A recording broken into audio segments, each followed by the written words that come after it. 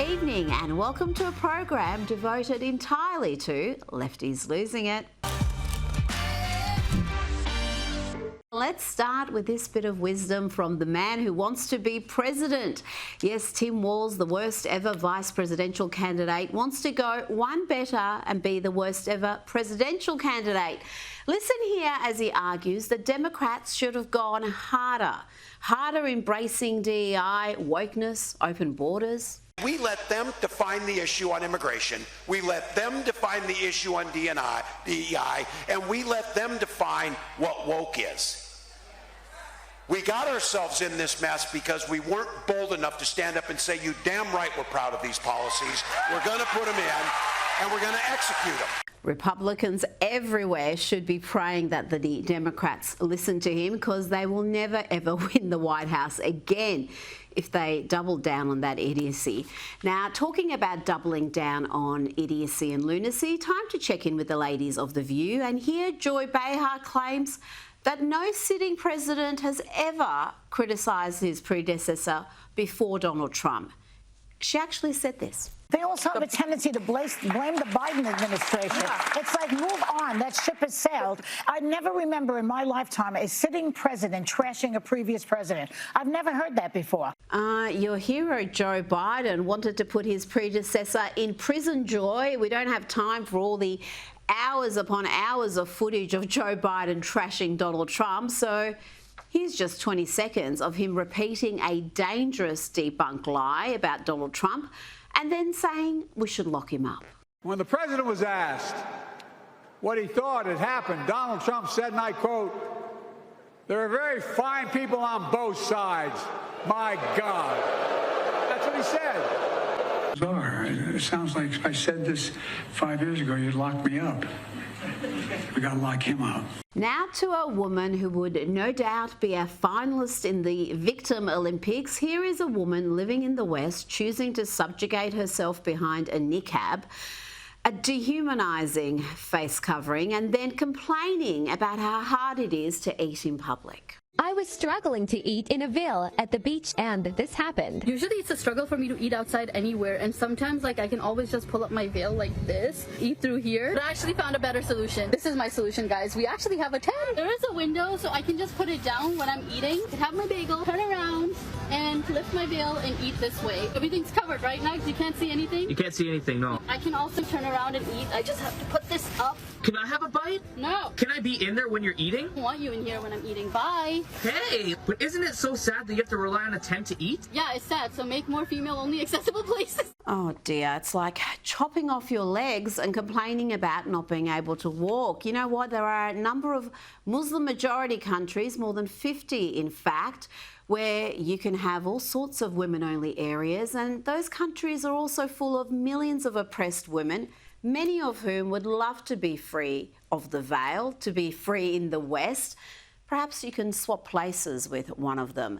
Now let's hear from a couple of our celebrity friends. They are always so in touch with everyday folk, so insightful and not at all self-involved narcissists. Here is Cynthia Erivo bleating about preferred pronouns. Hers are they, them. She identifies as a plural. It isn't easy. None of it is. Waking up and choosing to be yourself, proclaiming a space belongs to you when you don't feel welcomed, teaching people on a daily basis how to address you, and dealing with the frustration of reteaching people a word that has been in the human vocabulary since the dawn of time. They, them. Words used to describe pedantically two or more people, poetically, a person who is simply more. Oh, so if you don't want to deliberately mangle the English language to pander to the likes of her, then you're being pedantic. Don't you know she's more, she's so much more. You know what? This next gal argued the they, them message so much better. They, them, energy! They, them, energy! Oh, I love her. Never stops being funny. But let's go back to our insufferable celebrities. And here is Bob Geldof. It's been decades since he released anything that anyone wants to listen to. But here he is with another unhinged diatribe about Elon Musk. And here he says that He hopes to see teenagers mess with Elon's wealth. If I was 15 or 16, I promise you what I definitely do, just for the lols, I would organise a boycott of all things Musk. I would organise a boycott of Starlink, Tesla,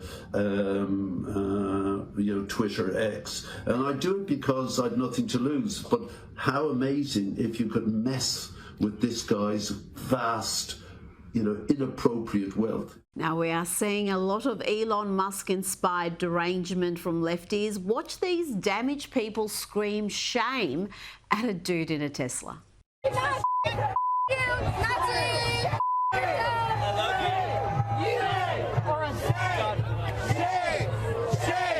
Yes, there's an epidemic of crazy lefty losers who are attacking Teslas and Tesla drivers.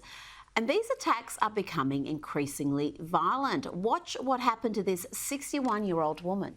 This is video from the victim's Tesla camera. It shows a green car pulling up to a Tesla on busy Route 66, then swerving in front to box the Tesla in. The driver then walks over to the 61-year-old woman in the Tesla and reportedly starts hitting her while she's sitting behind the wheel. At one point, the woman says she bit the man's hand. Moments later, the passenger of the green car appears to walk over and pull the attacker away. They finally get back in their car and drive off. We spoke to the victim today, who said she was terrified and can't understand why anyone would do this. I'm ashamed of our society and what they're doing. The victim, along with the other Tesla owner who received a threatening note and text, have both now signed up for a gun safety course at a gun range north of Flagstaff.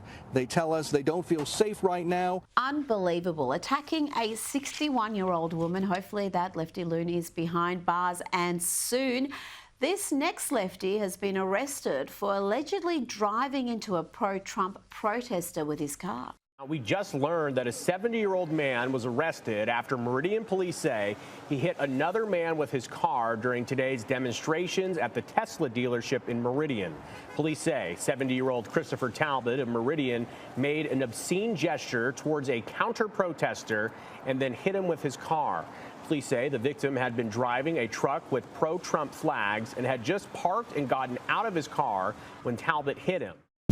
Now, I presume this next item was an April Fool's Day joke, but apparently it's real. Kamala Harris is set to be paid hundreds of thousands of dollars to headline a real estate conference in Australia on the Gold Coast.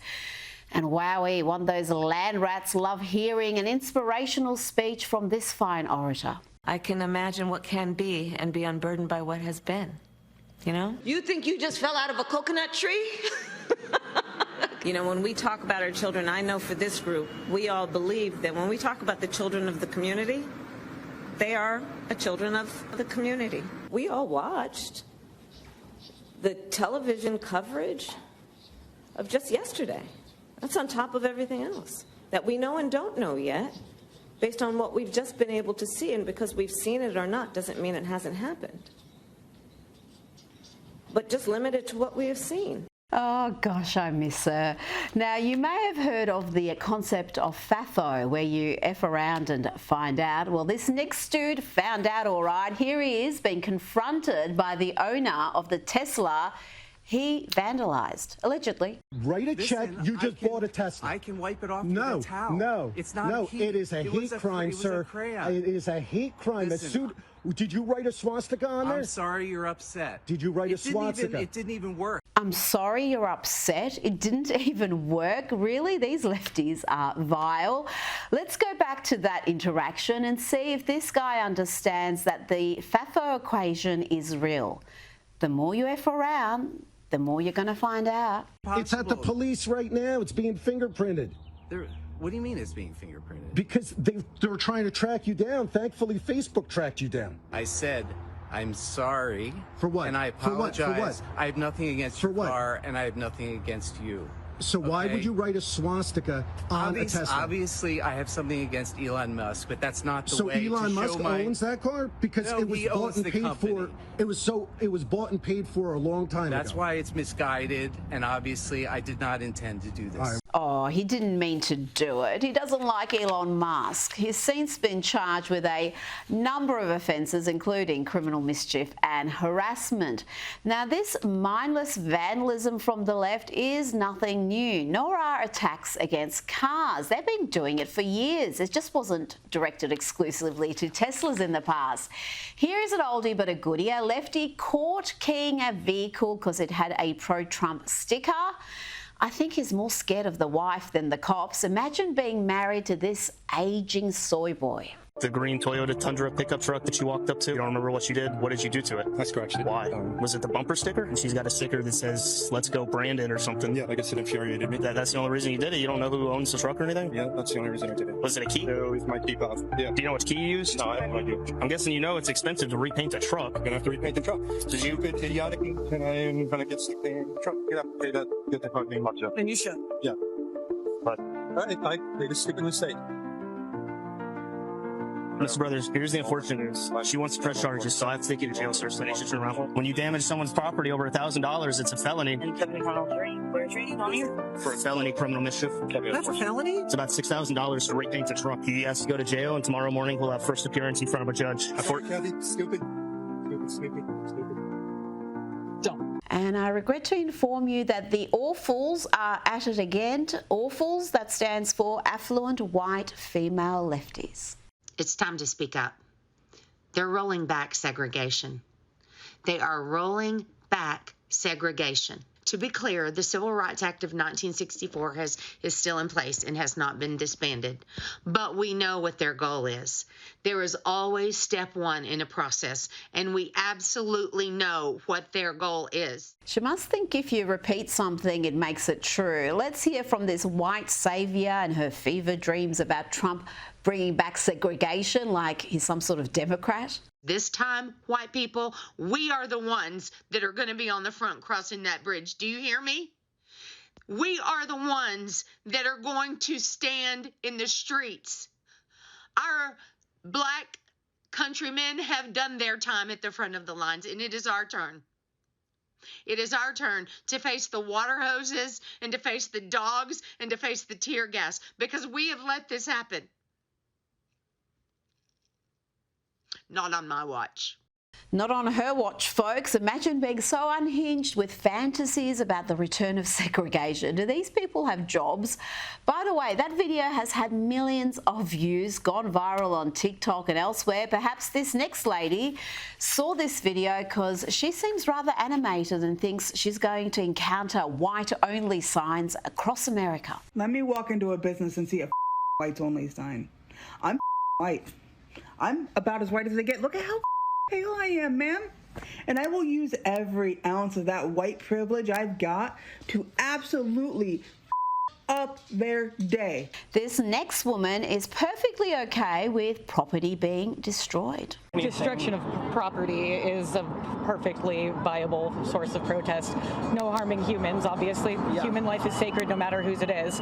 But property these are just things. These are just cars. They're just cars? I wonder if she'd call the cops if I destroyed her Subaru. And bad news, white men, these awfuls will not date you. I just hope you can cope with the devastation and pick up the shattered pieces of your life. Friendly reminder, as a white American woman, I will no longer be dating white men. I'm looking for anything other than a white man, okay? Just a heads up. Yes, these women are just heroes in their own lunchtimes, and they are so divorced from reality that they have no idea how awful they appear to normal people. Listen to this story. I found out today that somebody that I work with is a conservative, and he's somebody who's really intelligent, and he's somebody who works in climate tech as a super smart guy, somebody I would never have thought was conservative, and apparently he is.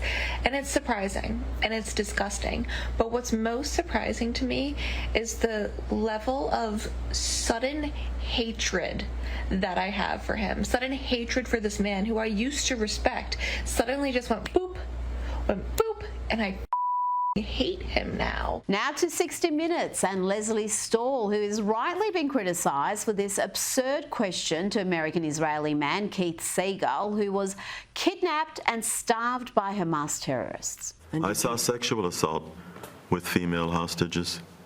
Keith says things got worse for him after Aviva was released and that early ceasefire collapsed. The terrorists became very mean and very cruel and violent. More so. Much more so. They were beating me and starving me. Do you think they starved you or they just didn't have food? No, I think they starved me, and they would often eat in front of me and not offer me food. What in God's name was she thinking? Yes, the Hamas terrorists don't have food, Leslie. Do any of them look emaciated at their sick hostage handover rallies? Now let's hear from the White House press secretary, who is furnishing the hostile media with some unwelcome facts and figures about tariffs imposed by other nations on US products. Look at the unfair trade practices that we have. 50% from the European Union on American dairy. You have a 700% tariff from Japan on American rice. You have a 100% tariff from India on American agricultural products. You have nearly a 300% tariff from Canada on American butter and American cheese. This makes it virtually impossible for American products to be imported into these markets, and it has put a lot of Americans out of business and out of work over the past several decades. So it's time for reciprocity. There has been much controversy among the humorless, joyless left because this alleged comic, Amber Ruffin, has been removed as the headline act for the White House Correspondents' Dinner, a tragedy for comedy. Let's get back to the monologue. During the Houston Astros World Series victory parade on Monday, Senator Ted Cruz was reportedly hit with a beer can in the chest and neck. It missed his spine because he doesn't have one. Oh dear, and she's not only painfully unfunny, she's also a lefty losing it, who intended to use the occasion to grandstand. You're kind of a bunch of murderers. I mean, so like they were like, you need to be, equal and make sure that that you give it to both sides and blah, blah, blah. I was like, there's no way I'm going to be freaking doing that, dude. Murderers. And speaking on the podcast you saw there, of far left clown site, The Daily Beast, Amber Ruffin revealed just what a nasty lefty she is, saying Republicans are not even human. I think it's just that burns on Trump hurt badly. And then it trickles down to everyone who's around him, because y'all also guilty. So I think they got their feelings hurt. And they want that false equivalency that the media does. They want that. It feels great. It makes them feel like human beings. But they shouldn't get to feel that way because they're not. Some people are more culpable than others. That's right. And they get more jokes made about them, and the jokes are meaner. And of course, the miserable, joyless ladies of The View thought that last line was hilarious. Look at the immediate reactions here when they played the clip. It makes them feel like human beings, but they shouldn't get to feel that way because they're not.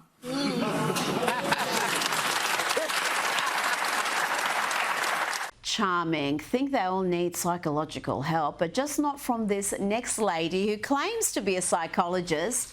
And she has this important question for Americans. Genuine question for Trump supporters and supporters of Musk and RFK. I'm just asking a genuine, honest question for you. Is there anything at all that they could do to lose your support at this point?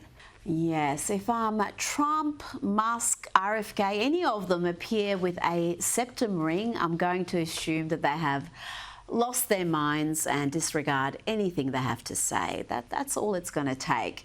Let's go back to The View and watch here as the ladies nod along like unthinking idiots as this lefty, Ellie Mistal, claims that no law passed before 1965 should be respected. My premises for the book is that every law passed before the 1965 Voting Rights Act should be presumptively unconstitutional, right? But because before the 1965 Voting Rights Act, we were functionally an apartheid country.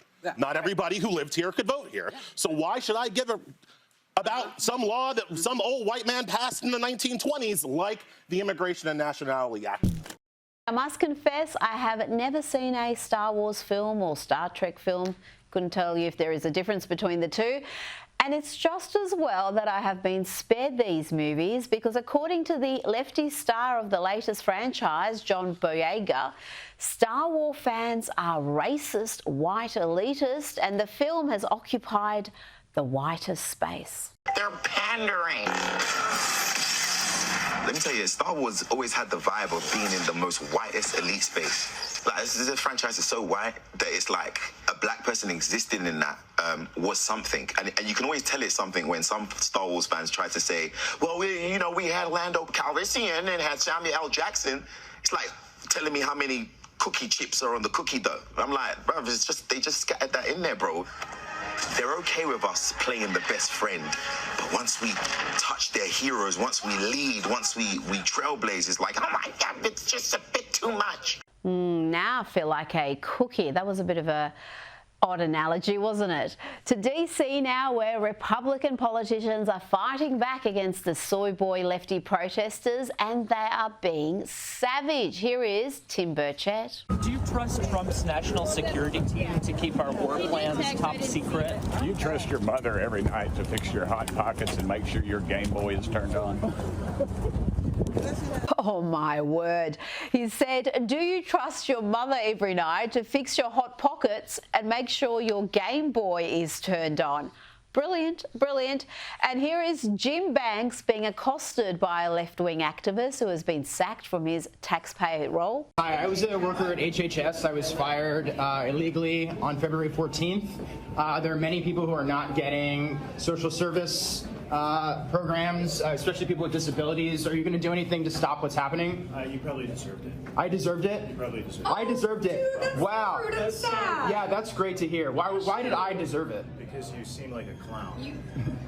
Okay, sir, you shouldn't have said that. Oh, he shouldn't have said that. I bet he's really sorry now that there is a media meltdown about that interaction. Just how sorry are you, Jim? I won't back down. I won't apologize for it. I support President Trump and the Doge effort 100% to cut wasteful spending and woke jobs out of the federal government, and we're just getting started. The Democrats and the left-wing media have lost their minds because I told a left-wing activist in the halls of the Senate office buildings yesterday what I really thought. A clown is a clown who's chasing senators through the halls with a cell phone, complaining about losing a left-wing woke job in the federal government that should have never been a job to begin with. He is not sorry at all, and nor should he be, because despite the media lies, the Department of Government Efficiency is not cutting welfare other than to 150-year-old recipients. Watch this CNN host, Abby Phillips, being fact-checked on her own program. He came to the state, he talked about cutting Medicaid, Social Security through Doge, bringing those issues up. Actually, he never talked. He explicitly said in Green Bay that he would not cut Social Security. Well, That's exactly what he said. Talked at his rallies. No, other people said about that, but I was there. I watched him. Okay. He did not say he was going to cut Medicaid. Other people at his rallies who work for Doge, who work for Elon Musk's organization, talked about those issues. No, I was at the rally. Not one of them said that. That's what protesters said, but nobody there actually said that. Do you think that there are risks here? There are. If people believe the lies that people are saying about that. But that's not at all what they said. If people believe that Medicaid and Medicare is going to be touched, that's just a flat, outright lie. What he talked about are people who are over 120 years old, who clearly are not alive. They're not even alive, Abby. They're not even alive, 120-year-old welfare recipients. Meanwhile, the Democrats are embarrassing themselves with more meltdowns. The post-election mass meltdown has not stopped. Watch here as Senator Cory Booker manages to speak for 25 hours straight in a completely pointless filibuster, a 25-hour non-stop tantrum about Donald Trump, Elon Musk. It is embarrassing. What do I want from my fellow Americans? Do better than me. Do better than we in this body. We are flawed and failed people. When is it going to be enough? My voice is inadequate. My efforts today are inadequate to stop what they're trying to do. But we, the people, are powerful. We are strong. We have changed history. We have bent the arc of the moral universe. And now is that moral moment again. It's the moral moment again. God bless America. We need you now. Just hours upon hours of blustering, performative craziness. Not even a toilet break throughout all that. I wonder if he was wearing an adult nappy. And they wonder why the Democrats in Congress have an approval rating of 21%. Now to another delicious case of instant karma. Let's first listen to this lefty boast about his hacking and doxing efforts against conservatives. Yes, I doxed the truckers. I did it. It was me. I hacked Give, Send, Go, baby. And I'd do it again.